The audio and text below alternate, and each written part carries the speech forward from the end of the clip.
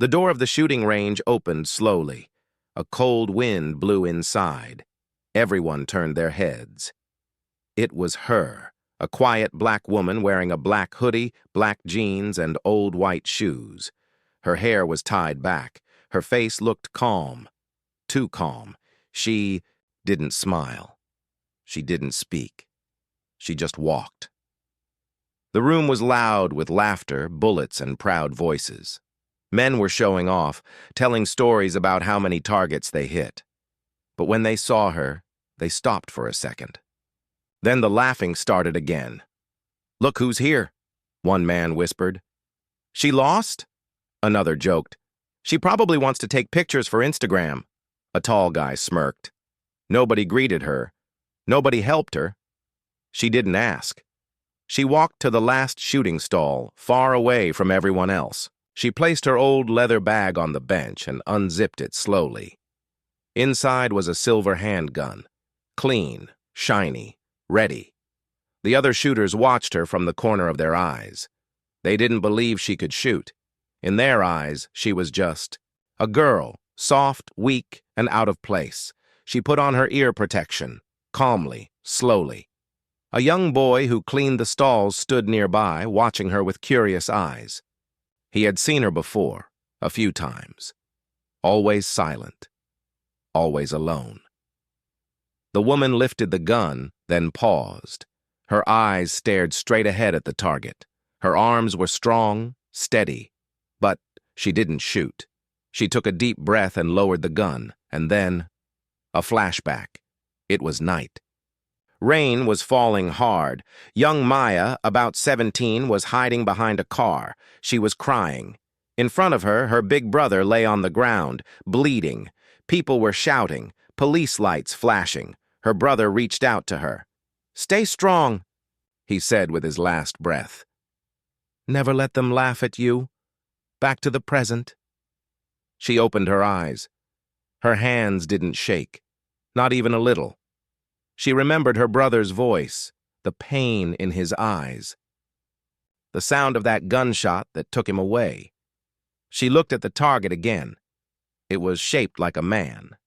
Still, she didn't shoot. The tall man 2 stalls away laughed loudly. "She's scared," he said. "Gun's too heavy for her?" His friends laughed with him. The woman didn't reply. She never replied. Instead, she put the gun down gently, took a cloth, and began cleaning it. She had all the time in the world. The young boy leaned toward another worker. "She comes here a lot," he said quietly. "She shoots when no one's around." "I've seen her." "Yeah, right," the other man replied. "She probably just cleans her gun and leaves." But the boy knew. He had seen the way she hit every target. Fast, perfect, without missing. Still, she never spoke, never smiled, never asked for help. At the front desk, one of the regulars made a joke to the owner. "She gonna win a beauty contest or a gunfight?" Everyone laughed, but the owner just watched her, silent. Something about her didn't feel normal. She stood up again. This time her eyes were full of fire, not anger, something deeper. She raised the gun. The tall man stopped laughing. The room went quiet. She aimed. Breathe in. Breathe out. Her finger touched the trigger, and then she stopped again. She lowered the gun, took off her ear protection, and picked up her bag. Everyone stared. Confused. She walked past them, calm and slow. As she reached the door, she looked up at the camera on the wall just for 1 second. Not smiling, not angry, just strong. She pushed the door open and walked. Out into the night. No one said a word. The tall man shook his head. Crazy woman. But the young boy looked out the window. "She's not crazy," he whispered. "She's training." The next morning, Maya came back. Same clothes, same face, same silence. She walked into the range like a shadow. No noise, no smile, no fear. The same men were there, laughing, talking. Loud, bragging about their shots. No one looked at her. Some just rolled their eyes. "She's back," one man muttered. "She doesn't give up, huh?" The tall man from yesterday whispered to his friend. "She likes playing soldier, but she ain't ready for war." They all laughed again, but Maya didn't even blink. She walked to the last stall, like always. She cleaned her gun first, slowly, gently, like it was something special. Then, finally, she picked it up. She put on her ear protection, took a deep breath, and lifted the gun. Bang, bullseye. Another shot. Bang, bullseye again. The shots were fast, clean, perfect. No one noticed. They weren't watching. They were too busy talking, showing off, and taking photos. Only one person saw her, the same young boy who cleaned the range. His name was Zane. Zane stood near the corner pretending to clean the floor, but his eyes were fixed on her target. 1, 2, 3, 4, all shots in the center. No misses. He had never seen anything like it. He wanted to clap or tell someone, but something about her stopped him. Maya didn't look like she wanted attention. She looked like she was fighting something inside. Later that night, Maya sat on her small bed at home. The room was simple, just a bed, a table, and one photo on the wall. The photo showed 2 kids, Maya and her brother, both smiling, holding toy guns. She stared at the photo for a long time, her eyes filled with tears, but she didn't let them fall.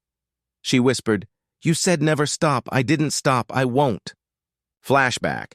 Young Maya and her brother were playing in the backyard. He was older, stronger, and fast with toy guns. He taught her how to aim, how to breathe, how to shoot straight. "You got a sharp eye, Maya," he said. "One day you'll be better than me." She laughed. "Never," he smiled. "Promise me something?" "What?" "If they ever push you down, you stand taller." Back to the present. The next day, she returned to the range again. Same stall. Same silence, same perfect shots. People still joked, still mocked her, but Maya didn't change. She never replied, never looked at them. Some started calling her names: Barbie Shooter, Quiet Killer, Miss No Bang. One man even offered to teach her how to shoot. She just ignored them. Zane watched it all. Every day and every night she returned home to that same photo, that same memory. She didn't care about their jokes, because Maya wasn't just training to shoot. She was training to prove something, not to them, but to herself and to her brother. One afternoon, something changed. The range owner stood behind the counter, putting up a big red poster. Annual shooting competition. Open. To all date. 2 weeks from now. Big prize. Big crowd. People gathered to read it. The tall man smiled wide. "Time to show these kids how it's done." His friend said, "I'll win this year. My aim's better." They didn't notice Maya standing in the corner reading the poster. She stared at the words. Her fingers touched the paper. Zane watched her closely. Would she join? Would she finally show them? She turned and walked away, quietly, but before leaving, she wrote her name on the sign-up sheet, Maya Thomas. One man saw it and laughed. "Oh, no. Even she's joining?" Everyone started laughing again, but Zane didn't laugh. He smiled, because he knew. They had no idea what was coming. The day after Maya signed up, the gun range buzzed with energy. Everyone was talking about the annual shooting competition. It was the biggest event of the year. Shooters came from nearby towns to join. The winner got a cash prize, a gold medal, and their name on the wall. The regulars were excited. They cleaned their guns, practiced their poses, and bragged even louder. "I'll win this year," said the tall man with the loud voice. "I was second place last time," his friend added. "This time, no one's beaten me." Laughter, confidence, big talk. Then someone pointed at the sign-up sheet. "Wait, who's Maya Thomas?" The room went quiet for a second. Then the laughs exploded. "You mean that quiet girl?" The one who never talks? Barbie shooter. She's wasting a spot. Why is she even signing up? The tall man laughed louder than anyone else. She probably thinks it's a fashion show. Zane was wiping tables nearby. He heard every word but said nothing. He remembered what he saw. Maya's aim. Her focus. Her calm. She wasn't just good. She was deadly good. That evening, Maya returned to the range. Same stall. Same silence. But this time, something had changed. People were staring. Some laughed softly. Others whispered. A few just shook their heads. They were not afraid of her. They still didn't believe in her, but now they noticed her. Maya ignored it all. She put on her ear protection, raised her gun. Bang, bang, bang, 3 shots, 3 bullseyes. The paper target looked like it had 1 hole. All bullets hit the same spot. Zane saw it and gasped softly. No one else noticed. They were too busy laughing at her name on the list, at A. The front desk, the owner updated the list. More people had signed up. All men, all loud, all sure they would win. Maya's name was last, written in clean, small letters, like it didn't belong. One man said, "You think she'll even show up on competition day?" His friend replied, "She'll probably run away after the first shot." More laughter. Zane felt something burn in his chest. Anger. But he stayed quiet. He looked at Maya, still calm, still perfect with every shot. They had no idea who she was, but Zane was starting to understand. That night, Maya sat alone in her room again. The photo of her and her brother was still on the wall. She took it down and held it close. "I signed up," she whispered. "Just like we planned, just like you said I should." She opened a small box. Inside was a gold badge, her brother's. It had his name on it, Officer D. Thomas. Tears rolled down her cheeks now. She didn't stop them. "I'm doing this for you," she said. "For the day they took you away, for the justice we never got." She placed the badge on the table, next to her gun. Flashback, her brother and she were in the backyard again. She had just hit the middle of a bottle with a toy gun. He clapped. "That's my girl. You think I can beat real shooters someday?" she asked. He nodded. "One day, Maya, when the time is right." The sun was low in the sky. The air felt heavy. Maya stood alone at the cemetery gate. She walked slowly, holding a small flower in one hand and her brother's police badge in the other. Her steps were quiet, but her heart was loud. Each step brought back memories, laughter, late-night talks, training in the backyard, and then, that final day, she stopped in front of a simple gray stone. Darius Thomas, beloved brother, brave soul. She knelt down and placed the flower gently near the stone. Then she set the badge beside it. "I signed up," she whispered. "Just like you told me to." The wind moved through the trees like a soft breath. "I remember every word," she said. "I remember your smile, your voice. That day they took you away." Tears rolled down her face, slow and silent, but she didn't wipe them. "I'm not doing this to win a trophy," she continued. "I'm doing it because they laughed, because they never saw us, because they still don't." She sat beside the grave for a long time. The sun fell lower. The world grew quiet. Before leaving, she whispered, "Tomorrow I pull the trigger, not just for me, but for you." Later that evening, the shooting range was almost empty. Zane stayed late sweeping the floor when he heard a soft knock. It was Maya. She walked in without a word, wearing her hoodie and carrying her gun case. "Back again?" Zane smiled. Maya gave him a small nod. Her eyes looked sharp, not angry, not sad, just ready. Zane turned off the main lights, leaving only the last stall lit. "You want me to leave?" he asked. Maya shook her head. He stepped aside and watched from the distance. She opened her case, cleaned the gun carefully, and placed it on the stand. Then she did something she never did before. She put 3 targets in a row. Zane raised an eyebrow. No one ever tried that. She stood straight, took a deep breath, and in just 3 seconds, bang, bang, bang. 3 bullets, 3 hits, 1 in the head, 1 in the heart, 1 between the eyes. Zane's mouth opened in shock. She wasn't good. She was unreal. She looked at him and said softly, "Tomorrow, they will stop laughing." The next morning, posters were all over town. Shooting competition. Today, open to public. Crowds started gathering. People brought cameras. News teams arrived. The shooting range had never been this full. Even people who didn't like guns came, just to watch. The tall man wore new gear, new gloves, new glasses.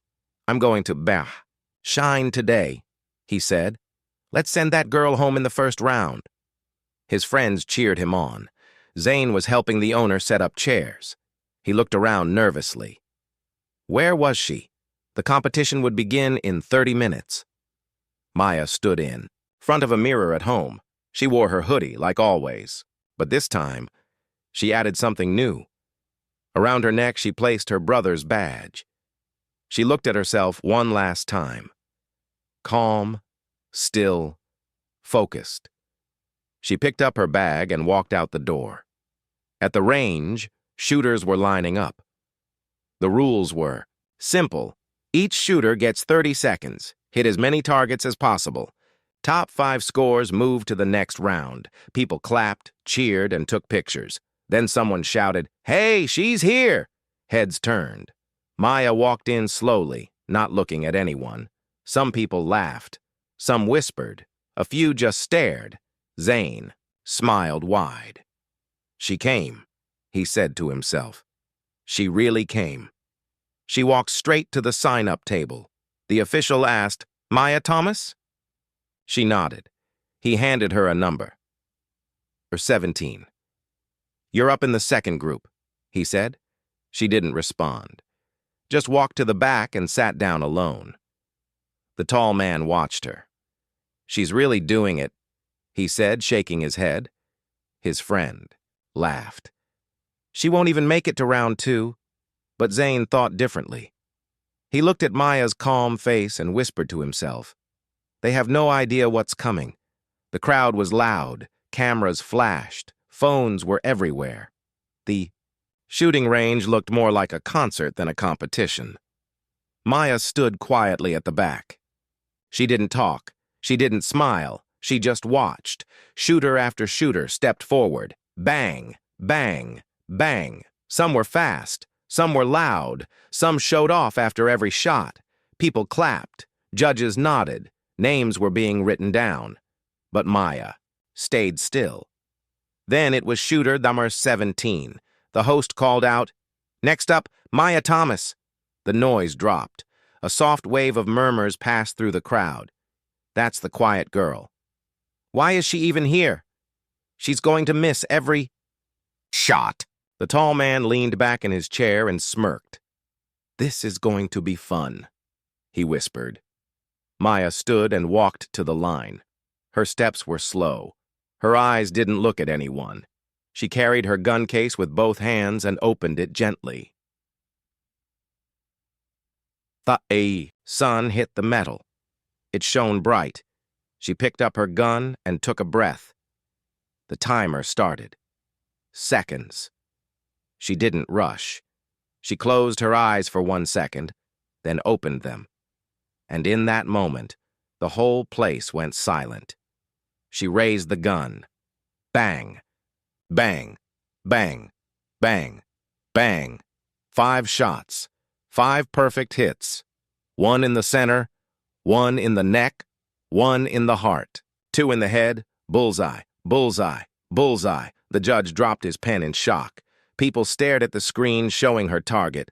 Zane, standing by the door, smiled wide. "She's not here to play," he whispered.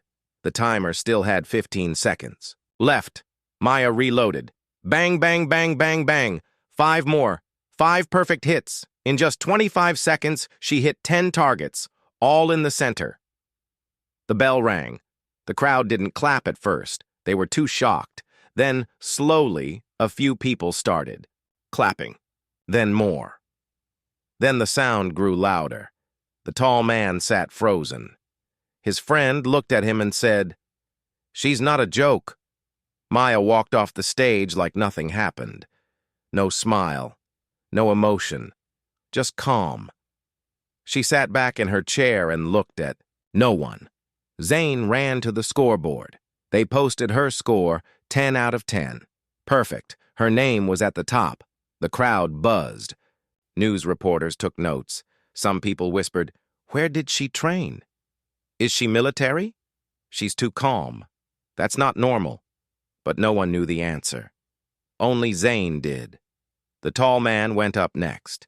He was nervous now. He tried to laugh, tried to shake it off. He raised his gun, took a deep breath. Bang! Bang! Bang! He missed two. The crowd didn't cheer. He pushed harder. Bang! Bang! Bang! Another miss. His hands were shaking. He finished with 7 out of 10. Good, but not enough. He looked at Maya as he walked back. She didn't even look at him. That made it worse. By the end of the first round, only 5 names moved to the next stage. Maya's name was still at the top. The host called out the names. Cheers, smiles, surprise. Then he said, "And our top shooter, with a perfect score, Maya Thomas." This time, the crowd clapped loud. No more whispers. No more jokes. Now, they wanted to know her name. Later, behind the range, Zane walked up to her. "You were amazing," he said softly. Maya gave him the smallest smile. "My brother used to say, when the world doesn't listen, make them watch." Zane nodded. They watched today. That night the city was talking. Social media posts, news videos, photos, all showing a quiet black woman with sharp eyes and a perfect aim. Who is Maya Thomas? The mystery shooter with a perfect score. She came from nowhere and shocked everyone. But Maya didn't care about any of that. At home, she placed her brother's badge back on the table and whispered, "Round 1, done." The final round was just 1 day away. Only 3 shooters remained. The posters now showed Maya's face. The news called her the Silent Storm, the woman who doesn't miss, the unknown hero. People who once laughed now waited to see her again. At the range, Zane was cleaning the booths. He stopped when Maya walked in. "You made the front page," he said, smiling. She said nothing, just gave a small nod. "Are you nervous?" he asked. Maya looked at him, calm as always. "I've faced worse." She picked up her gun. This time, she didn't shoot. She just stood there, eyes closed, hands still. Zane noticed something different. She looked tired. "Are you okay?"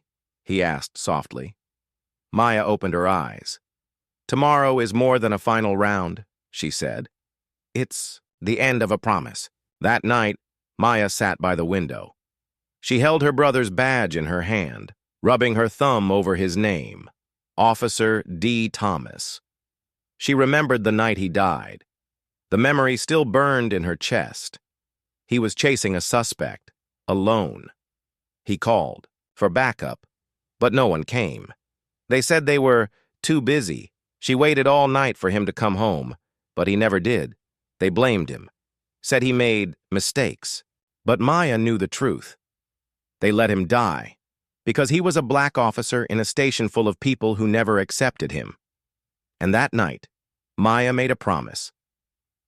"One day, I'll stand in front of them, and I won't scream. I'll show them what we were made of." The day of the final round, the shooting range was packed. Cameras, reporters, police officers, veterans, locals, tourists. All eyes were on the 3 finalists. Shooter number 21, a military man with medals. Shooter number 6, last year's winner. Shooter number 17, Maya Thomas. The host walked on stage. "Ladies and gentlemen, welcome to the final round." Crowd cheered. This time the rules are harder, he said. Only one winner. Each shooter would face a moving target 10 meters away and shoot blindfolded, using only sound and instinct. The audience gasped. Zane's eyes widened. Maya blinked once. Shooter number 21 went first. He missed 3 shots out of 12. Shooter number 6 stepped up. He missed 2 out of 12. Good score. Then it was Maya's turn. She stood still as the judge tied the blindfold. The crowd went quiet. Zane held his breath. The judge gave the signal. Start. She didn't move. She listened. The target was moving, side to side. A soft beep marked the center. She raised the gun. Bang, bang, bang. 3 shots. Hit, hit, hit. The crowd gasped. She waited. Beep.